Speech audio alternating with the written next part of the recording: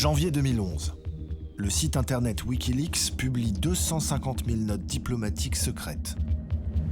Parmi elles, on découvre un câble de l'ambassade des États-Unis à Paris qui reproche à la France de donner trop peu de représentation politique à ses minorités. Et cette marginalisation, les Américains considèrent que c'est aussi leur problème. Tout ça est parti en réalité le lendemain des attentats de septembre 2001, où finalement l'administration George Bush, en réalité, l'administration américaine s'est rendue compte que les États-Unis étaient mal aimés des musulmans du monde entier, mais aussi mal aimés des musulmans européens. Pour éviter une radicalisation, l'ambassadeur préconise de prendre contact avec les forces démocratiques des banlieues françaises. En 2010, il multiplie les actions en direction des quartiers défavorisés. Par exemple, lorsque les Black Eyed Peas viennent jouer au Stade de France, son Excellence est à leur côté. Ainsi, depuis quelques années, l'ambassade américaine s'est constituée un carnet d'adresses de premier choix auprès de nos minorités. Ils ont fait ça à l'américaine, ils ont invité des gens, ils ont suivi de très près ce qui se faisait dans les quartiers, ils ont été dans les quartiers, ils ont fait tout ce que ne fait pas le gouvernement français. Et les initiatives ne s'arrêtent pas là. Il y a également le programme des visiteurs internationaux de la French American Foundation, qui organise des voyages pour favoriser la compréhension mutuelle entre les deux pays. Il y a 30 ans, les invités du programme étaient des inconnus du grand public. Ils s'appelaient Alain Juppé, François Hollande ou Alain Minc. Les programmes de la French American Foundation, c'était justement d'aller chercher les élites françaises qui venaient de Sciences Po, de l'ENA et ainsi de suite. Et c'est vrai qu'ils ont fait ce pas de côté et ils sont allés dans les quartiers populaires, dans les banlieues françaises, pour aller chercher les responsables associatifs, les petits leaders émergents, pour leur donner un réel coup de pouce. Alors, comment faire émerger les minorités dans la politique française ? L'oncle Sam aurait-il trouvé une recette qui nous aurait échappé ?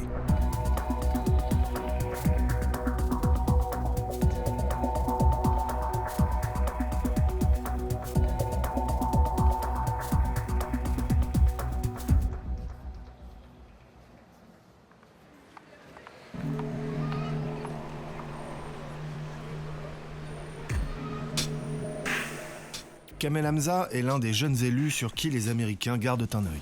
Attention, mesdames, en traversant. Bon, tout va bien? Ça va. Bonjour, monsieur. Allez, je vous donne ça. En attendant. Merci beaucoup, monsieur. Voilà, c'est Sarkozy, président. Ouais. Conseiller UMP au sein de la municipalité communiste de la Courneuve, il arpente les quartiers populaires de la ville pour vendre son candidat. Bah, comme ça, tu sauras ce qu'il a fait. Bah oui. Ça dort, ça dort. Bonne nuit, monsieur. Il y a une chance pour 2012. Je sais pas, vous, qu'est-ce que vous en pensez? Est-ce qu'il a une chance ou pas? Il est de parents étrangers. Il représente un peu la diversité, cette France métissée. Bah, il y a eu Rachida Dati, il y a eu Fadel Amara. C'est sûr que c'est pas suffisant. Mais cette question, non mais sur cette question de la diversité, la gauche ou la droite, ils sont sur la même ligne. Moi, je suis d'origine maghrébine, on est d'origine africaine tous les deux. Il y en a combien comme nous à l'Assemblée nationale? Au Sénat, on peut les compter. Il y en a pas beaucoup. Il y en a même pas du tout. Notre Parlement représente peut-être l'opinion des Français, mais il ne reflète pas leur vrai visage. Parce que moi, je pensais plutôt mettre... Pour faire bouger les lignes, Kamel Hamza a créé l'ANELD, l'Association nationale des élus locaux de la diversité. Elle rassemble des élus locaux de tous bords qui partagent un même objectif, ouvrir les partis politiques aux minorités.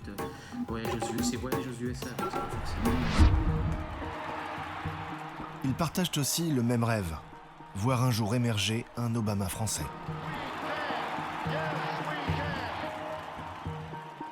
Bah, c'est parti de l'élection de Barack Obama. On s'est dit, si Barack Obama peut y arriver aux États-Unis, le pays des droits de l'homme, le pays de la République, doit pouvoir y arriver. Donc on s'est réunis, puis on s'est dit, il y a des questions sur lesquelles on peut se retrouver et laisser de côté nos étiquettes politiques.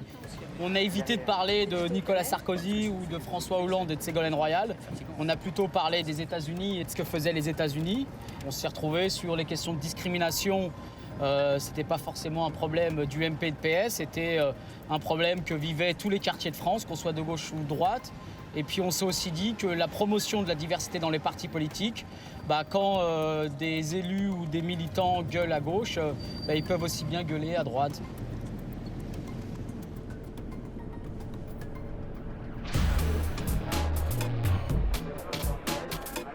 Kamel a sollicité la French American Foundation, qui a préparé un voyage sur mesure pour une dizaine de membres de son association. La Mehdi, c'est bon. Ah, Mehdi, enfin. Les élus ont mis la main à la poche, à hauteur de 1 000 € chacun. Le reste a été financé par la fondation et par des sponsors. Direction la capitale fédérale, Washington.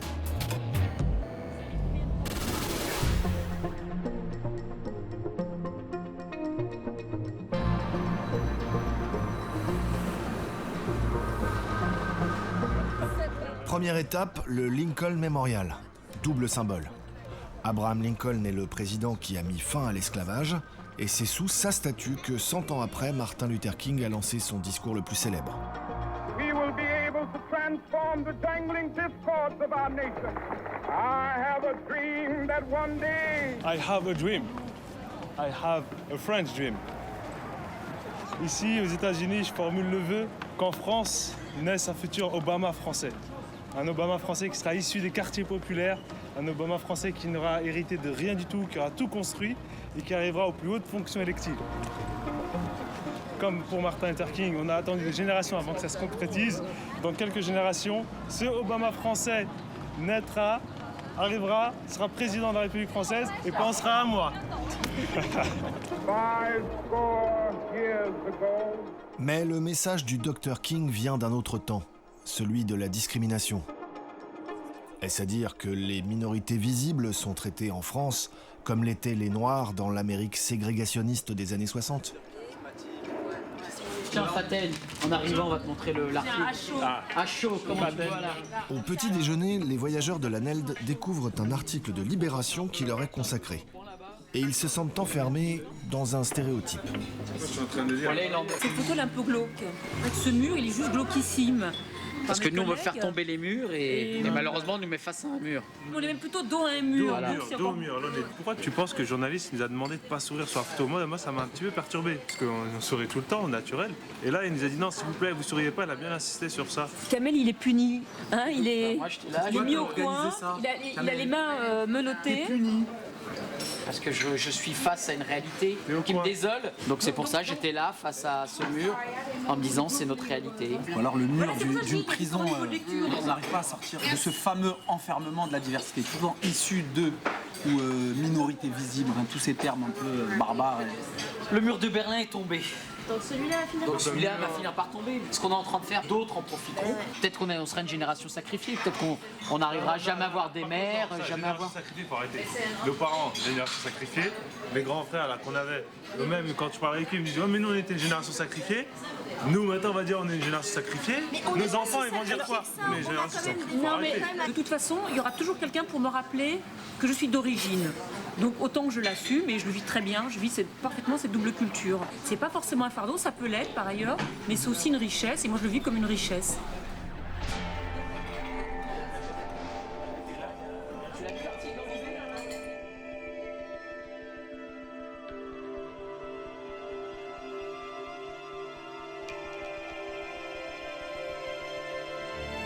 Les membres de la délégation française vont pouvoir parler politique avec ceux qui la font et aborder la grande question qui les passionne. Les fameux quotas de minorités qui furent imposés sous la présidence de John Fitzgerald Kennedy aux administrations et aux universités. Un ascenseur social baptisé Affirmative Action que les Français ont bizarrement traduit par discrimination positive.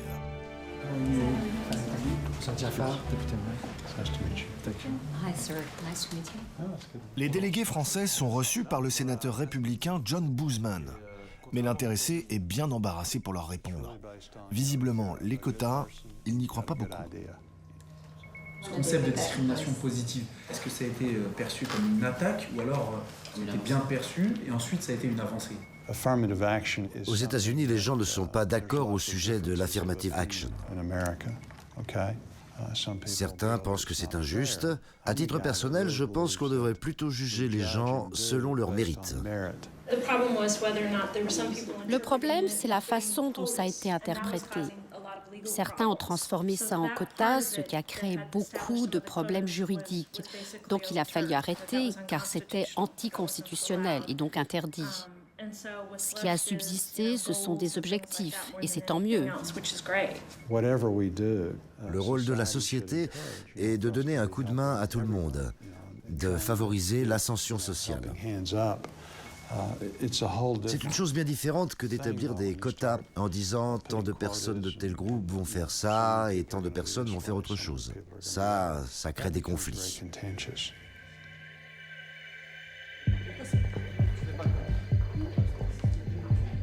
Dans les faits, aux États-Unis, les quotas n'existent plus. Ils ont été remplacés par des objectifs. C'est beaucoup moins contraignant.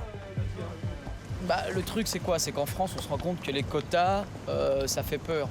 On se rend compte que souvent, quand on dit quotas à l'américaine, ils nous disent que ça marche pas. On a découvert une petite pépite qui s'appelle les objectifs. On a compris que les quotas, apparemment, ils n'en avaient plus. Donc maintenant, ils partent sur des principes d'objectifs. C'est ce qu'on va essayer maintenant de comprendre, comment ça fonctionne, comment les mettre en place. C'est peut-être quelque chose qu'on pourra proposer à nos parlementaires en rentrant.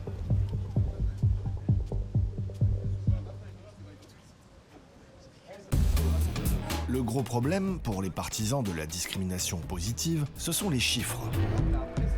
Comment promouvoir les minorités en politique si on ne sait pas quelle part de la population elles représentent? Question insoluble. En France, il est interdit de désigner une personne par son origine ethnique. Mais les Américains, eux, n'ont pas ce genre de problème. Dans un restaurant italien de Washington, les délégués français déjeunent avec Hilary Shelton et David Mercer, deux grandes figures de la NAACP, la plus ancienne organisation de défense des droits civiques aux États-Unis. C'est l'occasion de les interroger sur le bon usage des statistiques ethniques.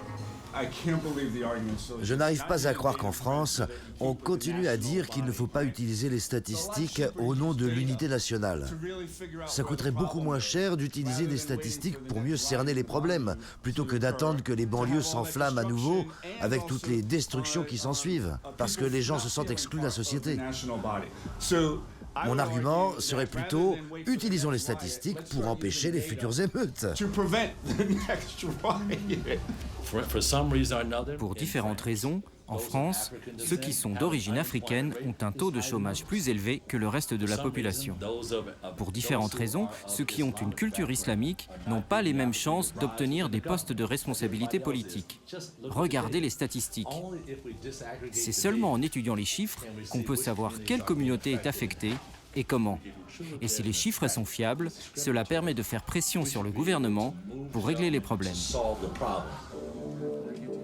Avocat de son État et spécialiste du marketing politique, David Mercer prodigue ses conseils stratégiques aux jeunes élus français. Leçon numéro 1, ne pas s'enfermer dans un discours ghettoisant.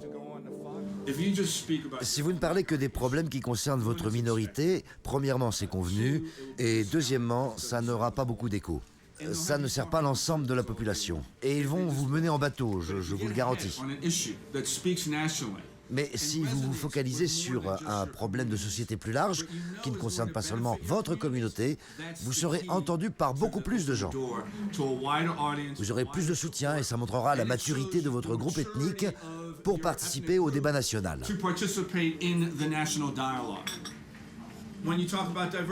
Le fait est que quand vous parlez de diversité, vous vous mettez en marge de la nation. Ça, ils ont très bien compris ça. Hein. It's diversity for equality. Ben oui, c'est des conneries tout ça. C'est pour ça qu'ils vous adorent. Quand vous parlez de diversité, parce qu'ils n'ont qu'à dire diversité, égalité, fraternité. Voilà. Et ils en ont fini avec vous. Ils vous ont fait taire.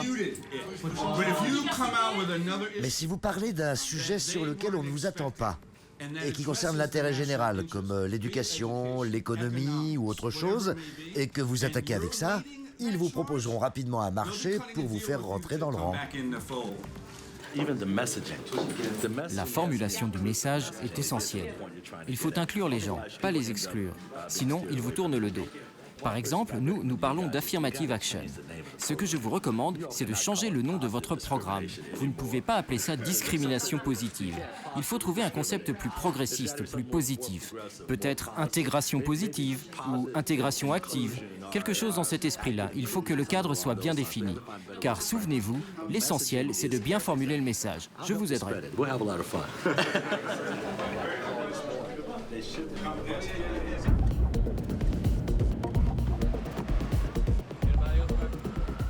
En attendant de trouver la formule magique qui remplacera la très maladroite discrimination positive, les élus ont rendez-vous avec une autre grande figure politique, Howard Dean.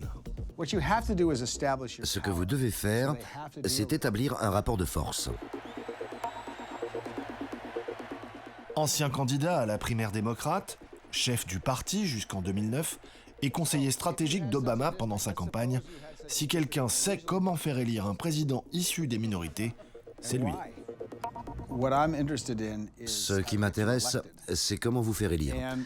Tout d'abord, je trouve très positif que vous ayez décidé de travailler tous ensemble alors que vous êtes de partis différents. C'est très important. En France, il n'y a pas de parti en faveur des minorités. Je pense que ce que vous avez dû retenir de vos visites à la NAACP et aux autres, c'est que personne ne donne jamais le pouvoir. Il faut le prendre. Et c'est surtout vrai pour le pouvoir politique. Et une des suggestions que je ferais, et je suis sûr que votre gouvernement serait très mécontent de l'entendre, ce serait de faire un grand meeting ou une convention ou quelque chose comme ça et de déclarer « Nous voulons ces gens-là sur les listes électorales et en position éligible. Et si vous ne le faites pas, nous irons voir un autre parti. Ça m'est égal si vous allez d'abord chez les socialistes ou à l'UMP. Vous allez les voir et vous choisissez celui qui vous offre la meilleure position sur la liste pour pouvoir vous présenter aux législatives. Mais vous ne pouvez pas les laisser s'en tirer avec leurs promesses habituelles. Oui, on va vous mettre sur la liste, et puis ils vous mettent tellement bas que vous ne pouvez pas être élu. C'est absurde. Ensuite, vous prenez celui qui vous offre le meilleur deal. C'est la seule solution avec le système électoral que vous avez. Actuellement, il ne vous permet pas d'aller plus loin que les élections locales.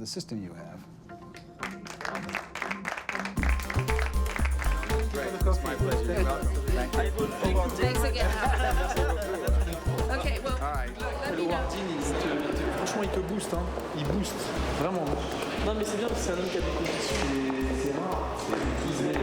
Où on va, ils n'arrêtent pas de nous dire, comme politique et un peu. cohésion, travailler avec les autres, rassemblez-vous, il faut savoir travailler avec les autres. Avec tout le monde. Et vous êtes élus de toute la population, pas d'une seule population. Voilà, l'intérêt collectif. Ça, ils ont bien compris ici que c'est pour C'est ça.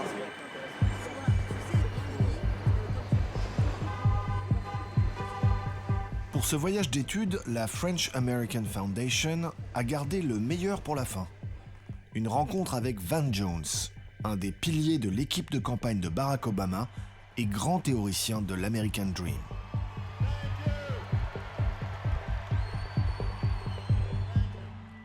Obama n'a pas été le premier acte de la pièce. Il a été le troisième acte. N'oubliez pas ça. Premier acte, Martin Luther King. Deuxième acte, Oprah Winfrey. Michael Jackson, Michael Jordan, Bill Cosby, puis Barack Obama. En premier vient l'appel spirituel. Ensuite, le mouvement culturel et artistique. Et enfin, le triomphe politique. Mais alors, quelle serait la stratégie pour faire élire un Obama français? Tout d'abord, liberté, égalité, fraternité. La fraternité, qu'est-ce que ça veut dire? Voilà votre point d'entrée. Ceux qui s'opposent à vous à cause de votre religion, de la couleur de votre peau, sont anti-France. Parce que ce sont ces valeurs françaises qui ont inspiré la Révolution américaine. Ce sont les valeurs françaises autour desquelles le monde entier s'est rallié. Liberté, égalité, fraternité. Mais il y a des Français qui s'opposent à ces valeurs. Voilà votre arme. Vous êtes l'incarnation des valeurs de la fraternité. Vous êtes tous français, et ceux qui remettent cela en question ne s'attaquent pas seulement à vous. Ils ne sont pas seulement racistes, ils sont anti-français. Et c'est un argument auquel ils n'ont jamais été confrontés. Même si ça peut paraître étrange, vous devez toujours représenter le meilleur de la tradition française. Les gens ont parfois du mal à accepter le changement. Donc, le changement que vous représentez, vous devez l'enraciner dans le meilleur du passé. Vous ne représentez pas un changement radical, ni une menace, non. Non, non, vous êtes la continuité, l'aboutissement. Mais cette conviction doit être profonde en chacun de vous, homme ou femme, très profonde. Ce n'est pas une posture. Vous devez vous approprier ce qui fait la France, la connaître, l'aimer et essayer d'en tirer le meilleur. Alors tous ceux qui aiment la France et qui ne partagent pas forcément vos idées seront touchés parce que vous y mettez du cœur.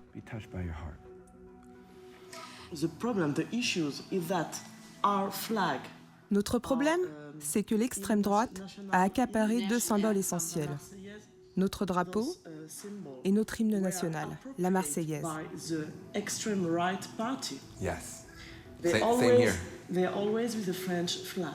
Ils utilisent toujours ce drapeau. Et la conséquence pour les gens est que si on utilise le drapeau, ça les renvoie à l'extrême droite. La seule chose que l'extrême droite ait à offrir, c'est du faux patriotisme. Ils n'ont pas de boulot à proposer. Ils n'ont aucun programme pour l'environnement. Ils ne se rendent pas compte que la France devient une France plurielle. Ils n'ont que de la souffrance à offrir et du faux patriotisme. Enlevez-leur le patriotisme, il ne leur restera que la souffrance. Mais notre problème, c'est vous avez une arme supplémentaire, c'est que vous avez les statistiques pour évaluer les injustices. Nous, on n'a pas le droit en France. Est-ce que c'est un problème ou on peut faire sans? Les statistiques sont faites pour des esprits rationnels. Et la politique, de toute façon, est irrationnelle. Ça peut être un avantage. Prenons l'histoire d'un enfant qui veut s'intégrer à la société, mais que la société rejette. Cette histoire individuelle est beaucoup plus puissante que des milliers de statistiques. Car en politique, c'est celui qui raconte l'histoire la plus forte qui va gagner.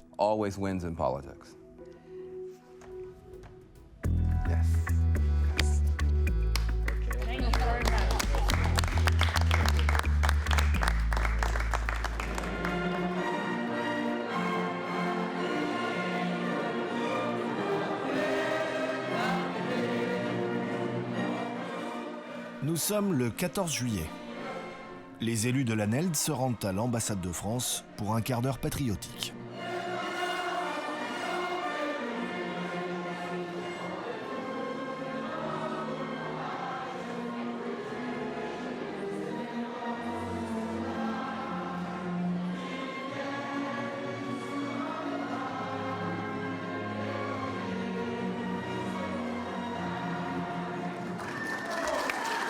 Mesdames, Messieurs, j'ai rarement entendu une Marseillaise aussi abondamment chantée. Et je voudrais, mes chers amis, saluer tout particulièrement la délégation de l'Association nationale des élus locaux de la diversité qui est avec nous ce soir. Je veux dire à chacun des membres de cette délégation combien nous sommes heureux et fiers de vous avoir parmi nous ce soir. Cette ambassade est la vôtre. Vous y êtes ici, chez vous. Monsieur l'ambassadeur, rebonjour. Merci de nous accueillir. Merci à vous et je suis très heureux. Merci beaucoup. Particulièrement fier de vous accueillir. J'ai été très touché du discours de l'ambassadeur. Comme il nous a accueillis, il a dit qu'il était fier qu'on soit là et qu'on ne baisse pas les bras et qu'on est ici chez nous et qu'on est vraiment des Français à part entière et pas des Français entièrement à part. Il avait très bien compris que notre démarche à nous, finalement, c'était pas de diviser ou de faire du communautarisme, mais au contraire d'agir pour le bien-être de la France. Cerise sur le gâteau, Christine Lagarde est venue spécialement saluer les élus.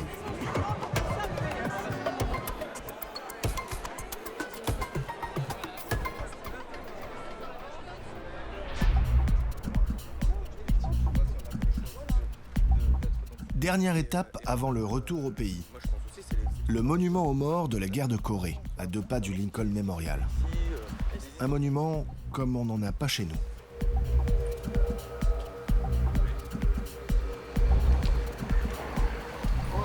Donc là, on est sur un monument qui rend hommage aux soldats tombés pendant la guerre de Corée. Ces 3 statues qui représentent la diversité des soldats. On voit une personne d'origine afro-américaine. Là, on voit très bien que les États-Unis reconnaissent qu'il y a des soldats d'origine immigrée qui sont tombés pour le pays, ce qui n'est pas le cas en France.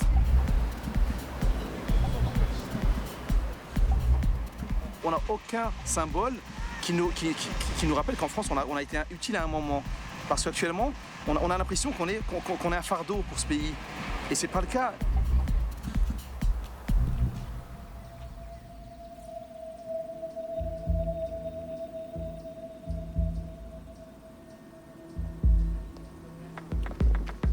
Retour à l'heure française, au cimetière de Bobigny, en Seine-Saint-Denis, pour célébrer la mémoire des anciens combattants des colonies.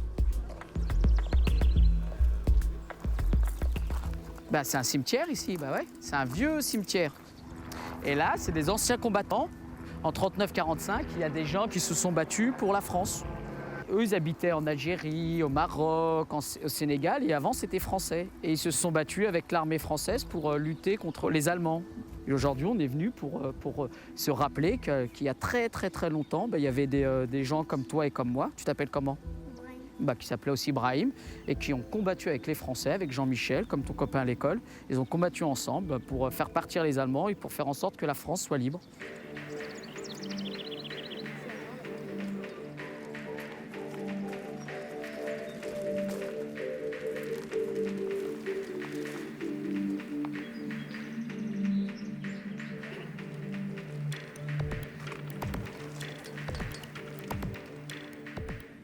L'année dernière, on était venus, on était une quinzaine. Aujourd'hui, on est beaucoup plus nombreux. Donc, ça prouve une chose, c'est que petit à petit, ce lieu va sortir de l'oubli. L'objectif, c'est quoi? C'est de faire en sorte que ce cimetière, cette mosquée, cette histoire soit l'histoire de France. Nos parents, toutes ces tombes qui sont là, ont combattu pour défendre une patrie, la patrie française. Ont combattu pour des valeurs républicaines. Ont combattu pour une république métissée. C'est à nous de porter ce message. On a le même amour et la même fierté de vivre en France.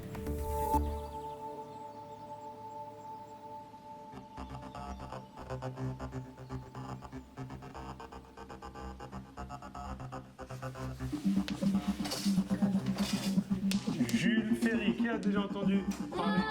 Inspiré par son périple à Washington, Fouad Sari, enseignant de profession, s'est fixé une mission. Faire construire une stèle à l'américaine qui rendrait justice à la diversité des anciens combattants de la France.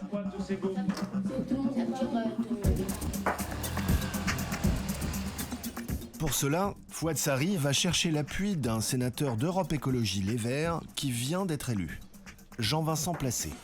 Il n'y a aucune stèle en France en l'honneur des combattants issus des anciennes colonies tombés pour la France lors de la Seconde Guerre mondiale. Aucune.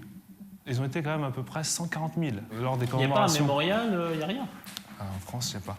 Quand il y a des enfants qui vont chanter un Marseillaise lors des commémorations, s'il y avait au moins une stèle qui marquait quand même, qui prouverait une implication positive de leurs arrière-grands-parents, c'est beaucoup plus facile pour eux après de s'identifier à la nation et même pour leur construction identitaire. Parce que tout ça, c'est pour servir notre pays. Une classe politique qui est représentative, c'est une classe politique qui est légitime.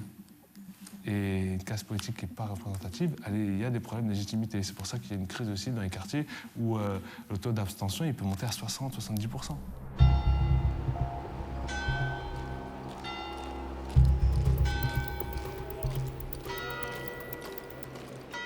Justement, ce 1er octobre, Jean-Vincent Placé fait son entrée dans un Sénat en plein renouvellement.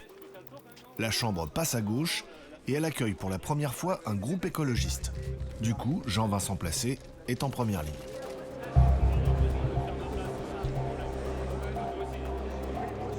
Mais les préjugés ont la vie dure. Et le sénateur a dû essuyer les sous-entendus équivoques d'un sénateur UMP qu'il a qualifié de coréen national.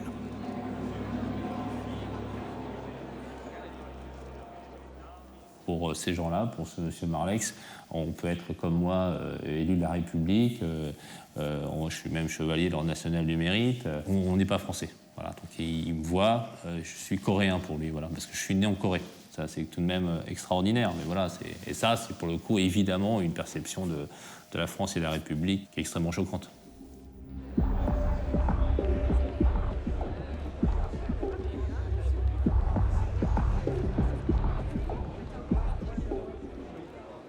Le premier des communautarismes, il est en politique. On dénonce le communautarisme en France. Quand je regarde l'Assemblée nationale, c'est communautariste. Regardez, quand on prend une photo de l'Assemblée nationale, les députés, c'est tous des prototypes hommes blancs. Il n'y a que ça. Et même les femmes, elles ne sont pas représentées. Moi, je parle d'une diversité sociale. C'est-à-dire qu'on peut s'appeler Frédéric, mais être issu d'un quartier populaire, connaître exactement les mêmes problématiques qu'un Mohamed ou qu'un Kader, ou qu'un Omar ou qu'un Mamadou, et ne pas être représenté. Donc c'est pas une diversité ethnique, même si c'est souvent lié, diversité sociale, ethnique et culturelle, c'est souvent lié. Je préférerais un Frédéric qui soit d'un quartier, qui ait vécu ce que vit tout le monde dans un quartier, qu'une Fadel Amara ou qu'une Ramayad qui arrive par le haut et qui ne connaît rien à ce qu'on vit nous dans les quartiers. Voilà, c'est vraiment ça que je dénonce.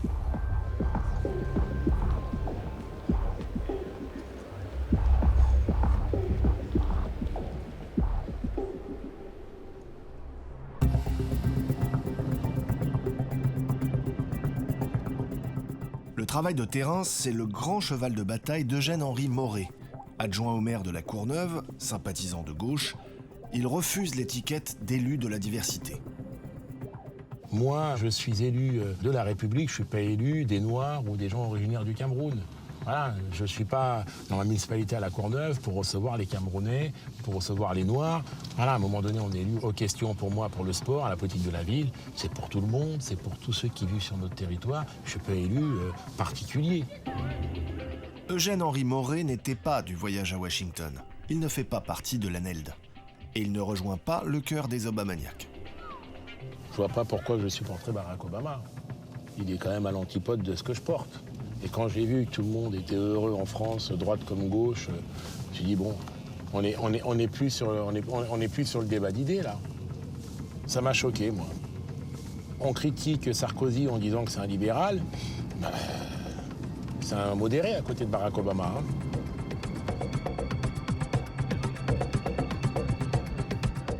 Eugène-Henri Moret connaît bien les États-Unis. Il s'y est rendu souvent pour étudier la question de la discrimination et nourrir sa propre réflexion sur les problèmes d'intégration en France.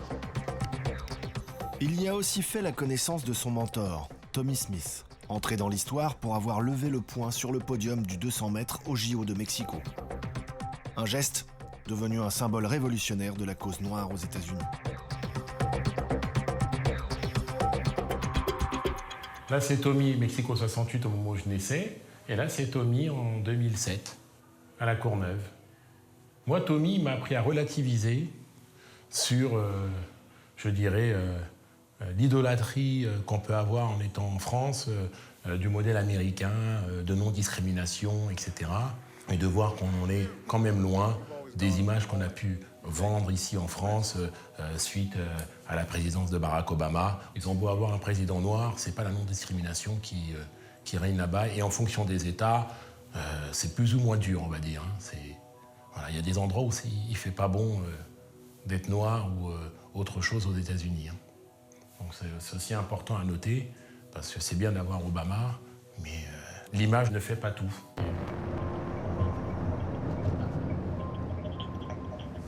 Aux États-Unis, les Noirs, les Hispaniques, les Asiatiques vivent dans des communautés, selon leur niveau social et selon leur couleur, dans des quartiers bien différents.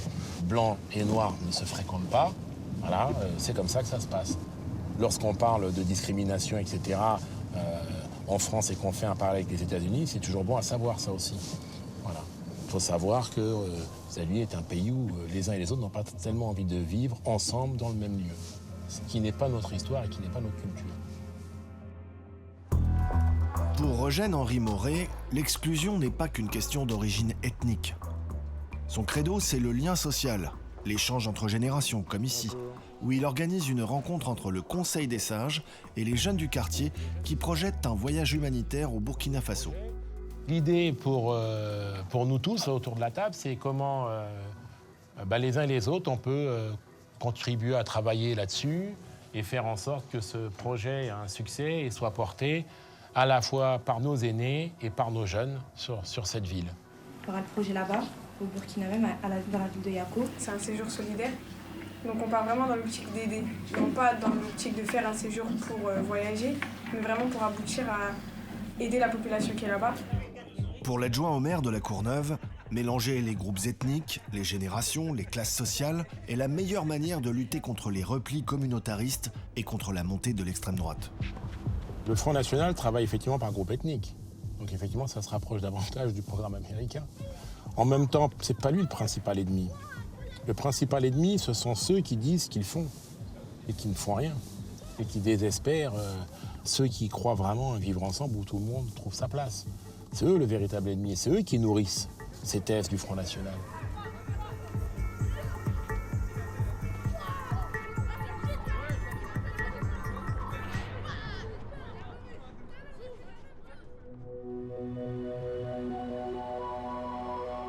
Les problèmes d'intégration et de mixité sociale ne sont pas un monopole parisien.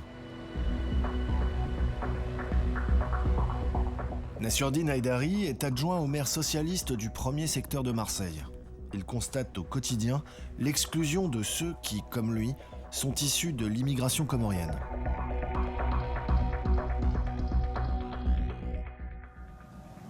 Quand on sait, par exemple, quand un jeune il vient vous dire « Mais Nassurdine, tu sais, on sait qu'on ne trouvera pas d'emploi. On n'est pas italien, on n'est pas corse, on est seulement des Comoriens. » C'est violent. Eh bien ça vous met la rage. Nous, on est élus aujourd'hui. Cette rage-là, on la transforme positivement. On essaie de faire des choses. En 2009, Nassurdine Haïdari a participé à un voyage d'études franco-américain. Et l'expérience l'a marqué. J'ai été repéré par l'ambassade des États-Unis et c'est pour ça que je suis allé à Chicago, un des bastions, le premier bastion d'Obama. Il y a beaucoup de choses qui ne m'ont pas plu aux États-Unis. La misère humaine, elle est grande, quoi, parce qu'il n'y a pas d'aide, quoi. Donc c'est violent. Quand on voit Chicago, on voit que les Blacks, par exemple, sont les plus paupérisés. Leur condition est difficile, voire des fois insoutenable. Ça m'a fait penser à la communauté comorienne de Marseille. Mais c'est vrai que là-bas, c'était 10 fois pire. Mais il y a aussi cette extraordinaire envie d'avancer des États-Unis. Ça m'a requinqué, ça m'a redonné espoir.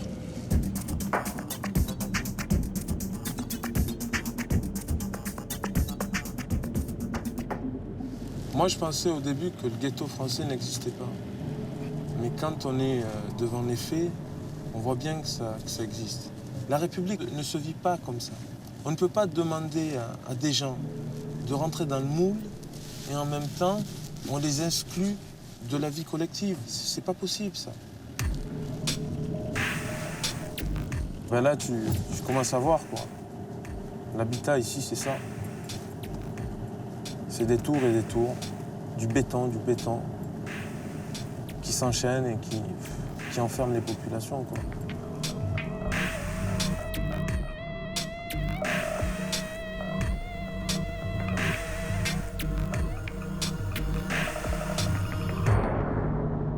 Nous sommes là au parc Alisté, dans une cité des plus pauvres de Marseille. Moi, j'aimerais dire aux candidats à la présidentielle, venez vivre une semaine avec nous. Venez, Nicolas Sarkozy, venez ici. François Hollande, venez. Bayrou, venez vivre avec nous une semaine et vous allez comprendre. Parce que cette réalité-là, elle est explosive. Où sont les politiques? Les vraies politiques publiques de rééquilibrage. L'école, déjà, c'est une priorité. Mais quand il y a 95%, c'est des Comoriens. Ils parlent des fois plus en comorien qu'ils parlent français à l'école. Mais c'est normal. Parce que là, il n'y a plus de mixité. Il n'y a plus de rêve républicain. Nassurdine Haïdari est un cas d'école à lui tout seul. Enfant d'immigrés, élu de la République, il a aussi été imam. Mais son islam est soluble dans la République. J'ai été formé à l'école coranique chez les Comoriens. Et je vous assure que c'est ma construction spirituelle qui m'a permis de devenir citoyen. Demander à mes administrés. Aucune fois j'ai fait quelque chose qui serait à l'encontre des valeurs républicaines. Je suis contre le fondamentalisme, contre l'extrémisme. Et on se bat concrètement pour que ces idées-là ne s'installent pas dans des quartiers où la République a perdu pied et n'est pas venue rencontrer la population, quoi.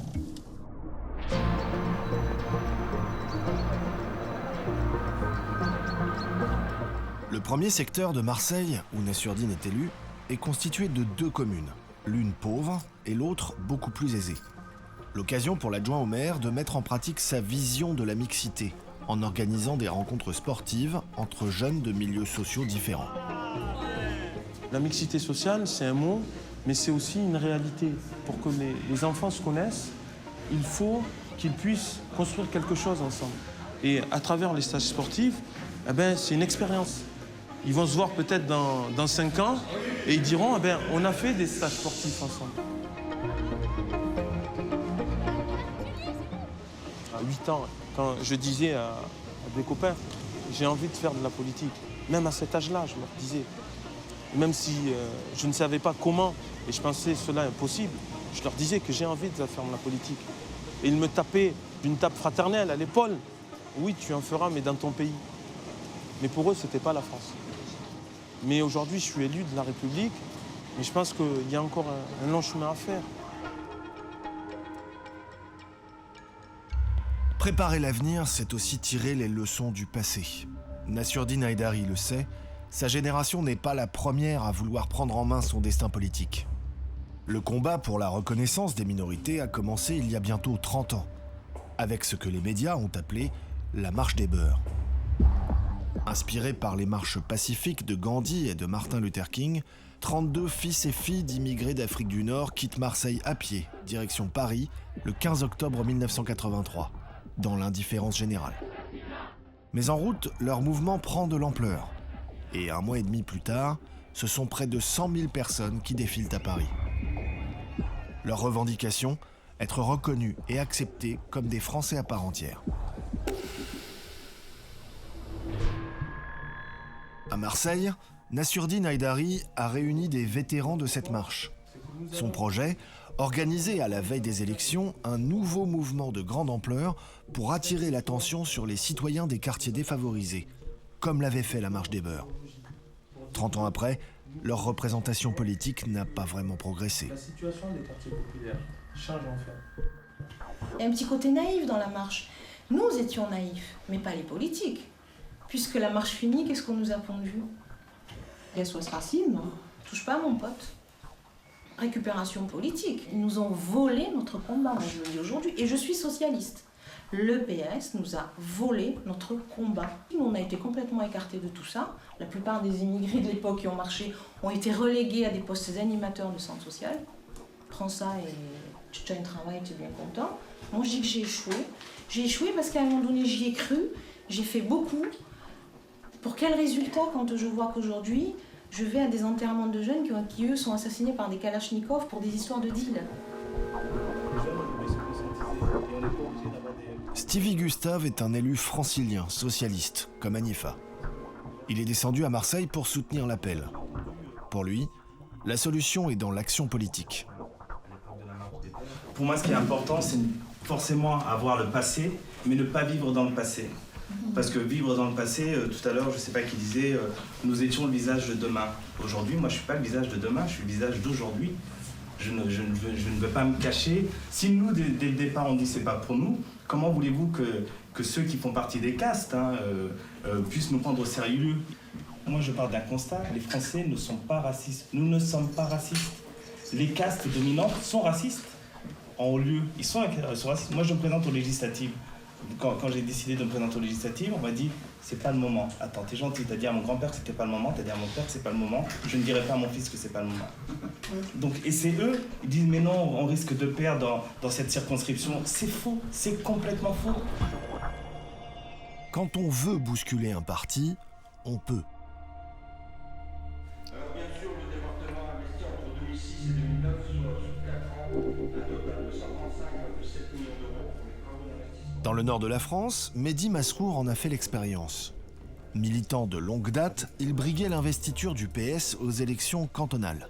Mais pour ça, il a d'abord dû sortir le conseiller sortant, en poste depuis 34 ans, un champion de longévité. Monsieur le Président, vous ne pouvez pas nous faire un chantage. Il avait voulu enlever 500 000 euros aux 8 communes les plus riches et tu es monté au créneau en criant c'est pas possible. Aujourd'hui, Mehdi Masrour est le conseiller général du Nord pour le canton de Roubaix-Est. Et la diversité, ça lui colle des boutons. Moi, au sein du parti ou ailleurs, quelqu'un qui est contre la diversité ou quelqu'un qui va parler de la diversité, pour moi, je mets ça dans le même sac. Pour moi, c'est pareil. Dire quelqu'un qui va défendre la diversité ou quelqu'un qui va dire « Ah non, je ne veux pas entendre parler de la diversité parce que ces gens-là n'ont pas leur place », pour moi, c'est pareil. Dire, déjà, d'une part, quand on est au Parti Socialiste, on est là entre camarades. Et deuxièmement, j'ai jamais voté pour quelqu'un en me demandant quelles étaient ses origines ou qu'est-ce qu'il pratiquait ou... Non, ça n'a aucun sens. Moi, je pense que c'est plus un problème de génération.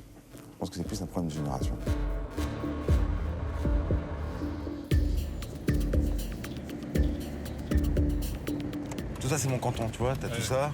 Allez.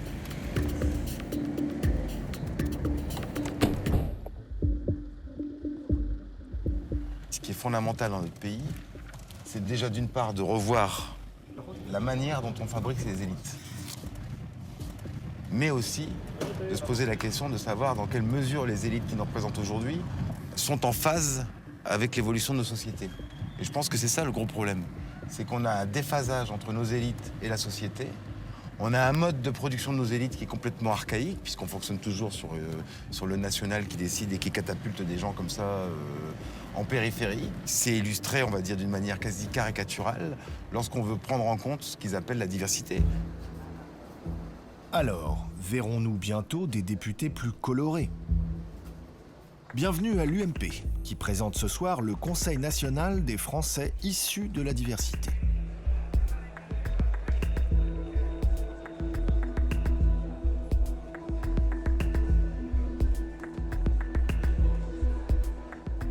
Pour présenter ce concept ultramoderne, Olivier Stirn, ministre sous Pompidou, Giscard, Mitterrand, Chirac et maintenant soutien de Nicolas Sarkozy, la diversité, il connaît. Le plus possible intégré. Le vieux gaulliste que je suis se rappelle dans l'appel du 18 juin 40. De Gaulle disait « La France n'est pas seule. Elle a derrière elle un vaste empire. » Et bien aujourd'hui, je crois que l'on peut dire que Nicolas Sarkozy n'est pas seul. Il a derrière lui beaucoup de Français de la diversité. Alors nous avons ce soir les membres fondateurs de ce conseil. Je suis heureux d'accueillir ce soir Romain Pompidou, qui est le petit-fils du président Pompidou, et qui est un artiste, un homme de théâtre, et qui souvent dans ses troupes, dans les troupes qu'il crée, met des Français issus de la diversité. Il y a aussi Anne Dao-Traxel, qui est la fille de Jacques Chirac.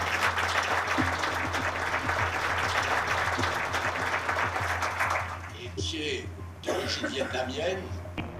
La question épineuse ce soir, c'est celle des investitures du parti pour les législatives de 2012. Alors je l'ai dit à Olivier, gentiment, amicalement, c'est pas un chantage. Mais les 6-7 mois qui nous séparent de l'élection présidentielle, eh bien faites-vous entendre. Faites-vous faire de promesses écrites. Oui, parce que la politique, c'est d'abord les rapports de force. Mais après, il faut négocier. Combien de candidats aux législatives? Et je pense que Olivier en parlera mieux que moi. Pour l'instant, les listes des candidats aux élections législatives ne sont pas encore prêtes. Il va encore falloir faire preuve d'un peu de patience, comme l'explique Jean-François Copé à ses troupes. Nous avons pris beaucoup trop de retard. Je souhaite que nous soyons en situation de préparer les candidats issus de la diversité pour les élections législatives sans doute, mais aussi et surtout pour les élections territoriales et municipales de 2014. Car c'est là que les choses sérieuses vont commencer. Ce que j'attends de nos candidats, c'est qu'ils forgent leur légitimité aux élections législatives de leur position sur le terrain. Et je souhaite que ce parcours soit un parcours qui vous permette de prendre des responsabilités locales, puis évidemment nationales. En clair, les candidats issus de la diversité devront peut-être attendre les municipales de 2014. Pour les législatives de 2012, les places risquent d'être déjà prises par des candidats mieux établis et pas forcément aussi divers.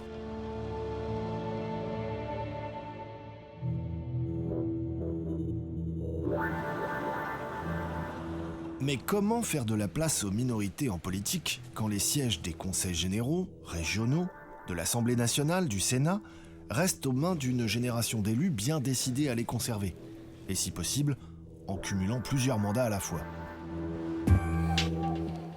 À Bruxelles, au Parlement européen, Karima Delli, une des plus jeunes députées françaises, est convaincue que tout le blocage vient de là. Si on veut retrouver de la représentation politique, si on veut redonner un nouveau souffle à la démocratie, un des outils, pour moi, clés, c'est le non-cumul de mandats, qui est une solution qui est simple, sauf que le problème, c'est comment voulez-vous que ce genre de pratique soit adoptée lorsque vous savez que dans les assemblées nationales, les 3/4 cumulent. Ça, c'est un vrai problème. Non seulement les assemblées ne se renouvellent pas, mais leur efficacité est discutable. Cumul de mandats est égal à abstention sur les bancs de l'Assemblée. Et qui dit abstention dit pas de travail sérieux. Et donc c'est une image du politique qui n'est pas prise au sérieux. Donc c'est pas admissible.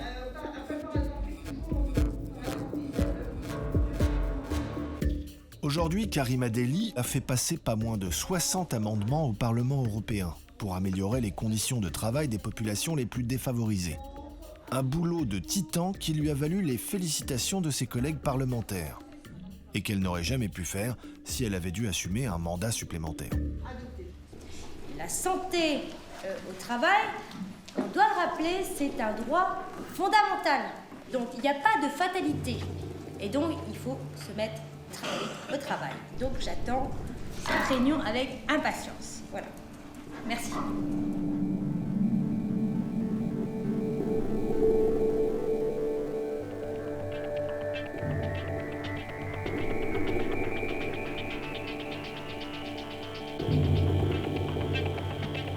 En France, la route sera longue pour ouvrir en grand les portes de la politique. Un Obama français n'est pas pour demain. Mais Van Jones, l'un des architectes de la victoire du président américain, a un message important à nous adresser. Et c'est plutôt une bonne nouvelle.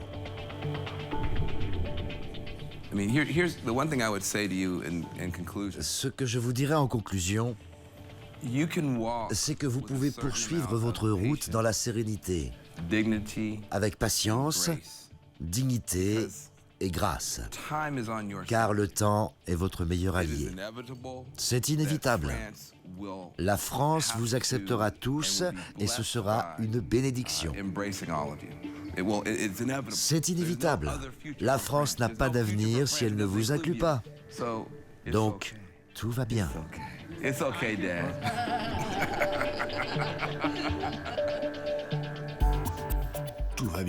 Tout va bien, mais n'oublions pas.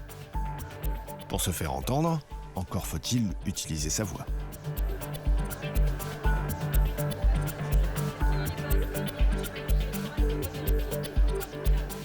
Je te remets ta carte d'électeur. Super, c'est une vraie réussite. Moi, je suis contente de voir que ces jeunes se sont mobilisés. Ils sont venus récupérer leur carte d'électeur. Ils ont envie de participer et de vraiment choisir les politiques qui vont prendre en compte leurs problématiques.